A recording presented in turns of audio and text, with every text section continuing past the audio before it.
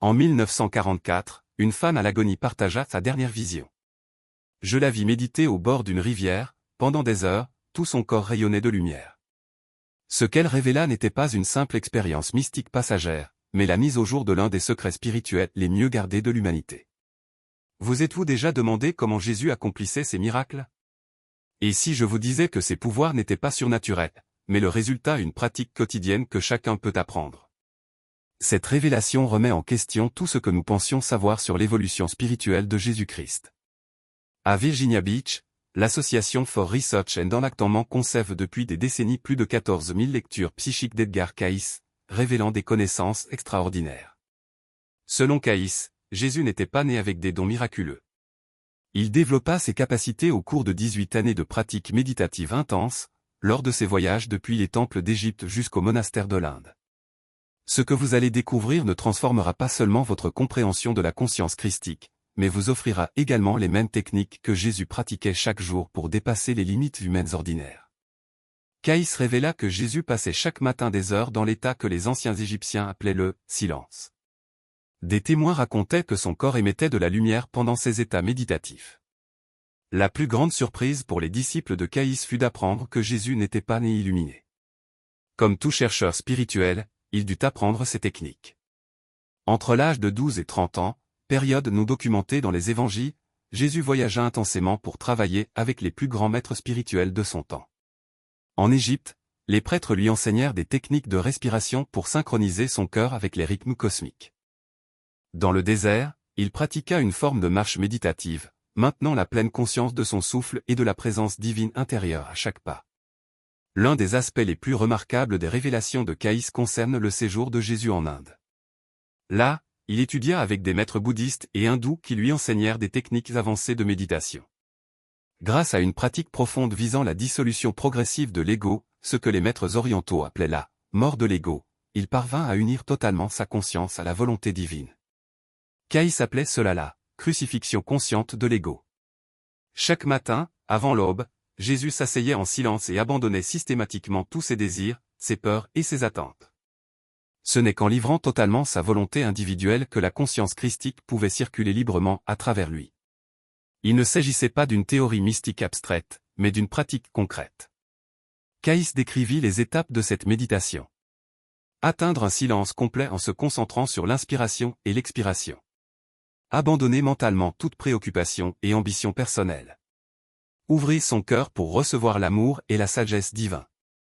Permettre à cette conscience divine de guider chaque parole et chaque action de la journée. Les résultats étaient miraculeux, mais non surnaturels, ils étaient les effets naturels d'une parfaite harmonie avec la conscience cosmique. L'un des témoignages les plus puissants vient des descriptions de Cayce concernant des personnes ayant assisté aux méditations de Jésus à Béthanie. Elles affirmaient qu'à son retour de ces états profonds, sa présence était tellement transformée que l'énergie de guérison émanant de lui se faisait sentir avant même qu'il ne parle. La méditation avait fait de tout son être un canal pour la puissance divine de guérison.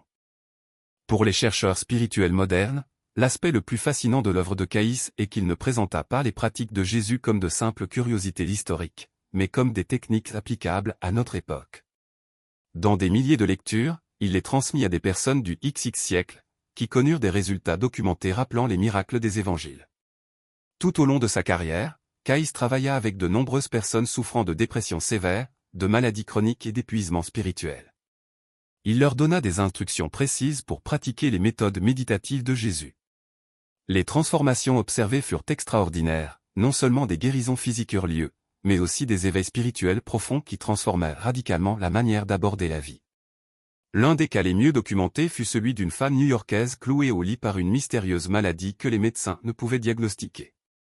Cayce lui enseigna la méthodologie méditative de Jésus et lui conseilla de commencer chaque journée en abandonnant totalement ses projets personnels et en laissant la conscience divine agir à travers elle. Après 6 mois de pratique quotidienne, non seulement ses symptômes disparurent, mais elle commença également à expérimenter ce que Cayce appelait l'harmonisation avec la conscience christique. Cayce révéla que la pratique méditative la plus avancée de Jésus consistait en une technique appelée respiration cosmique. Ce n'était pas une simple conscience de la respiration, mais une méthode par laquelle Jésus inspirait l'amour universel et l'exhalait vers toute la création. Selon Cayce, cette pratique élargissait sa conscience, non seulement aux circonstances immédiates, mais finalement à l'ensemble de la planète.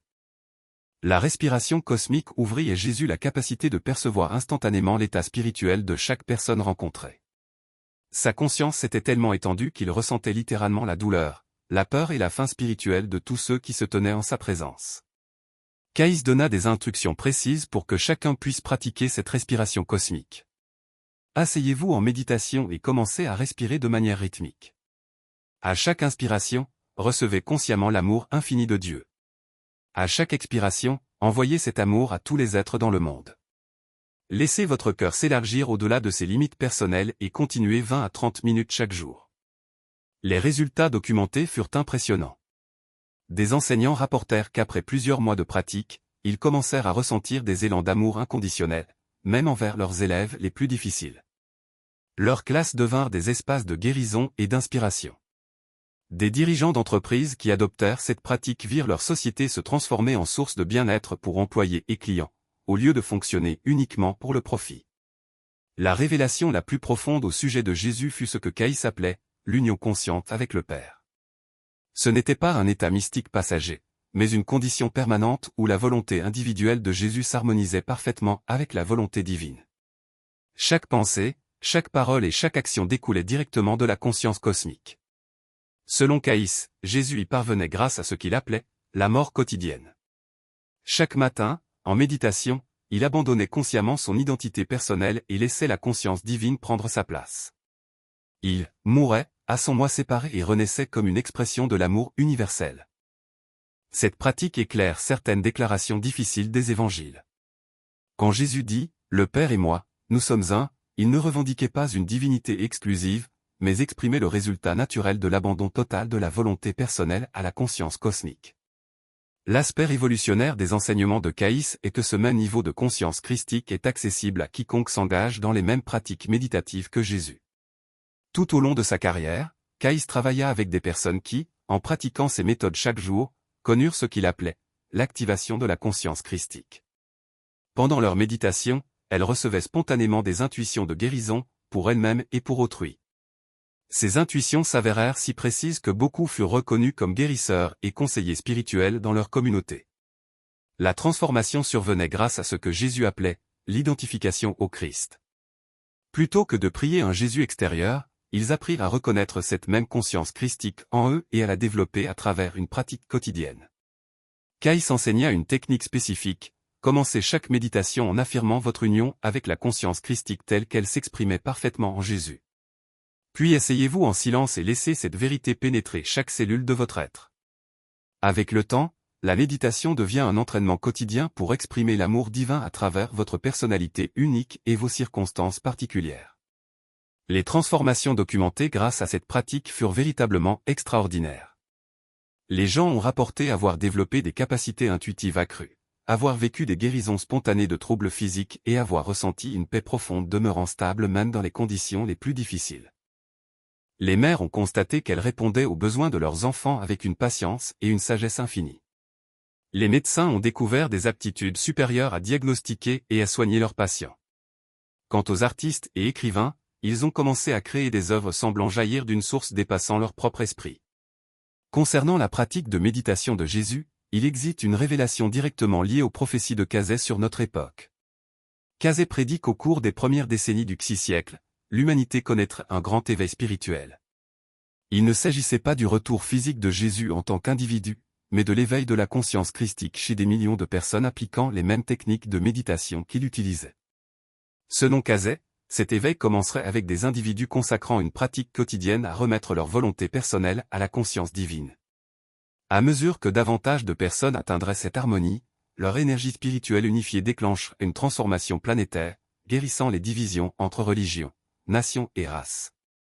Cazet annonça que les premiers signes de cet éveil apparaîtraient à travers l'intérêt croissant, aux États-Unis et dans le monde, pour la méditation, les études de conscience et les pratiques de guérison spirituelle.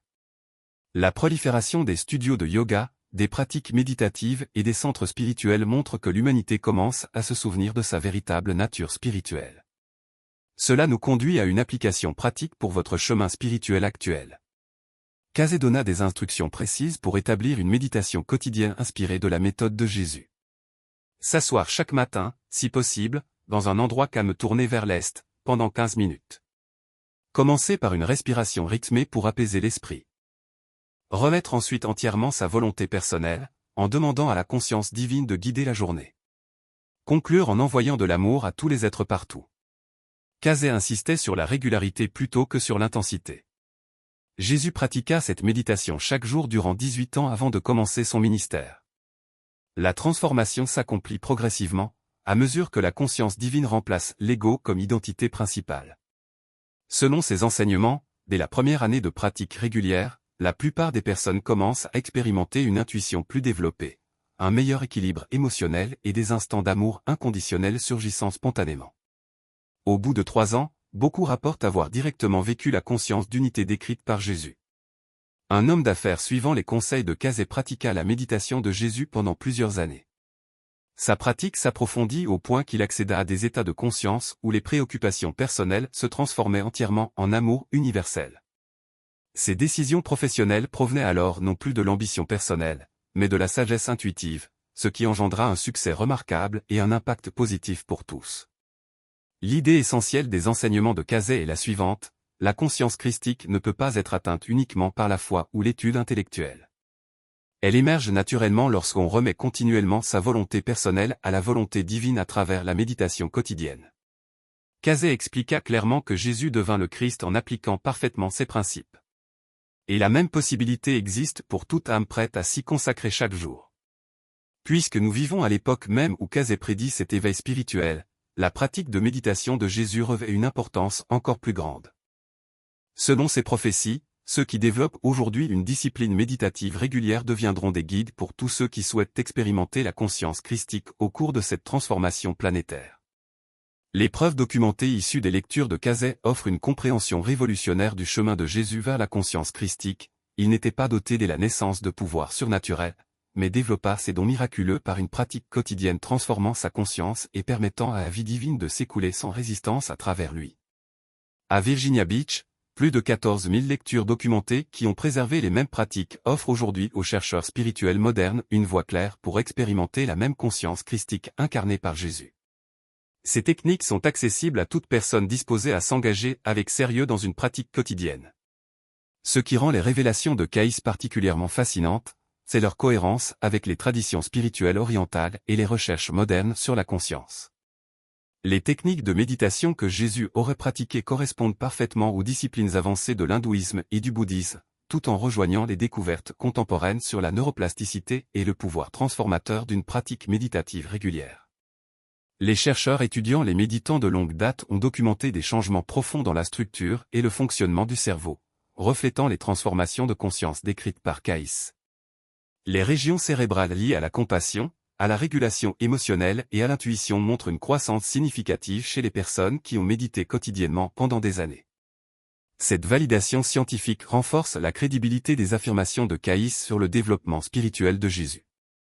Les capacités miraculeuses manifestées par Jésus, guérison instantanée, connaissance intuitive profonde et amour inconditionnel, peuvent représenter le potentiel naturel de la conscience humaine lorsqu'elle est cultivée par une pratique spirituelle intense. En commençant ou approfondissant votre propre chemin méditatif, souvenez-vous que Jésus a consacré 18 années au développement de sa conscience avant de commencer son ministère. La transformation se fait graduellement, mais selon Caïs, elle devient inévitable pour quiconque pratique avec sincérité, dévouement et patience. La vision d'une femme mourante en 1944, voyant Jésus méditer au bord d'une rivière tandis que son corps rayonnait de lumière divine, illustre le potentiel caché en chaque être humain. Grâce à une pratique méditative quotidienne, en abandonnant la volonté personnelle à la conscience cosmique, nous pouvons tous devenir les canaux de ce même amour guérisseur que Jésus a incarné à la perfection. Les pratiquants modernes de ces techniques rapportent des expériences très similaires à celles décrites dans les évangiles. Guérison spontanée, rêve prophétique et état profond d'amour universel deviennent des expressions naturelles d'une conscience harmonisée avec la volonté divine. Le chemin parcouru par Jésus à travers la méditation n'est pas réservé à quelques élus. Selon Caïs, il est le droit inné de tout être humain prêt à abandonner l'ego et à s'engager dans la discipline quotidienne de l'union avec le divin.